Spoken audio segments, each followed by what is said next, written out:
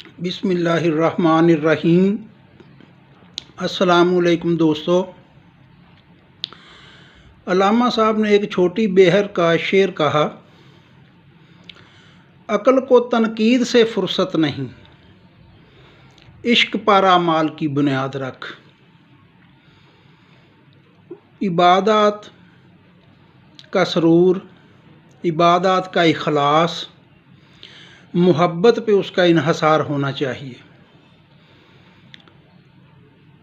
मखलूक़ात की तलब जैसे दोज़ख से निजात, ये मखलूक से पनाह, और जन्नत की तलब ये मखलूक की तलब, क्योंकि खालिक तो परवरदिगार है ना, जन्नत खालिक तो नहीं ना। तलब परवरदिगार की करके हम में से कितने हैं जो इबादत करते हैं।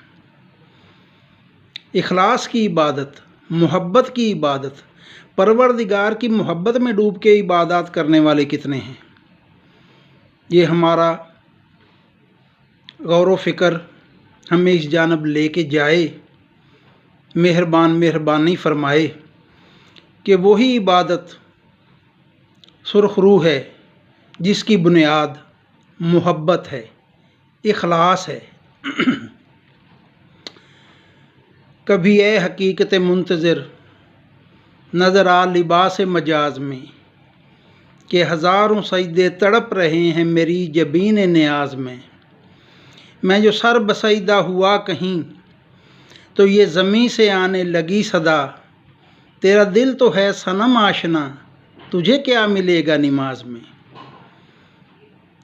परवरदिगार आशना दिल क्यों नहीं, सनम आशना क्यों है। सनम वो सारे बुत हैं जो हमारे तसव्वुरात हैं, परवरदिगार के अलावा हमारे जो ख्यालात हैं, हमारे जो टारगेट हैं, वो सारे वो सनम हैं, वो बुत हैं जिनमें परवरदिगार शामिल नहीं।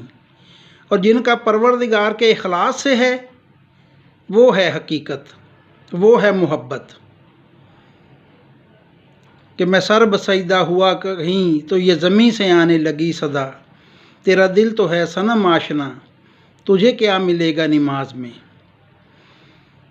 ना वो हुस्न में रही शोखियाँ, ना वो इश्क में रही गर्मियाँ, ना वो गज़नवी में तड़प रही, ना वो ख़म है ज़ुल्फ़े अय्याज़ में। कभी ए हकीकत मुंतज़र नज़र आ लिबास मजाज में, कि हज़ारों सजदे तड़प रहे हैं मेरी जबीन नियाज में। सलामत रहें, बहुत शुक्रिया।